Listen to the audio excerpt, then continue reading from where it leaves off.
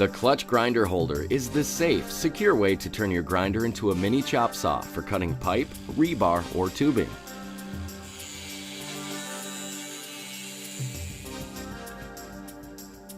You can attach the heavy-duty cast iron base to a workbench or table.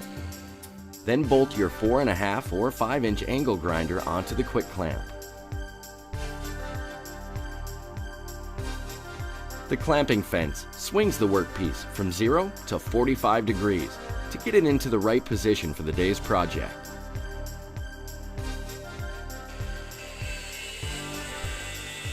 The holder's aluminum stand features a handle for better control of the cutting wheel. With the clutch grinder holder, precise cuts are just a quick clamp away.